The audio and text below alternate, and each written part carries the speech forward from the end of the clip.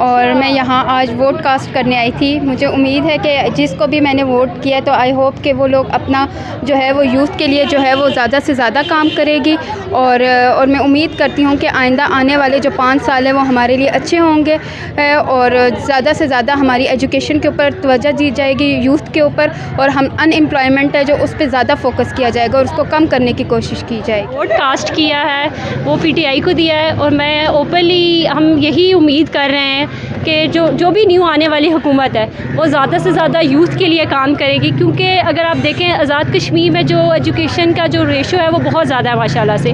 बहुत ज़्यादा लोग पढ़े लिखे हैं लेकिन अनएम्प्लॉयमेंट की वजह से जो है कश्मीर में क्या पूरे पाकिस्तान में क्राइम बढ़ रहे हैं। तो हमारी नई आने वाली हुकूमत से यही विश होगी कि जो भी हुकूमत आए वो ख़ास तौर पे यूथ के लिए काम करे। डेवलपमेंट के काम तो हर हुकूमत करती है लेकिन इस दफ़ा मेरी रिक्वेस्ट होगी जो भी आने वाली हुकूमत है कि वो यूथ के लिए ज़्यादा से ज़्यादा काम करें। Thank you so much.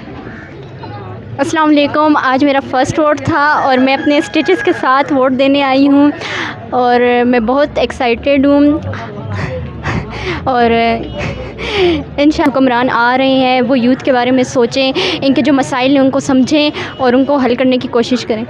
जैसा कि आपने देखा है कि ख़वातीन बड़ी तादाद में वोट कास्ट कर रही हैं, बिलखुसूस जो यंग लड़कियां है वो आ रही है, बहुत एक्साइटमेंट के साथ आ रही है। बाज़ तो पहली दफ़ा वोट कास्ट करने आ रही हैं, उनकी बहुत ज़्यादा उम्मीदें हैं जो नेक्स्ट आने वाली हुकूमत है उनसे बहुत ज़्यादा, क्योंकि इस खित्ते में सबसे बड़ा जो मसला है वो अनएम्प्लॉयमेंट का, बेरोज़गारी का है।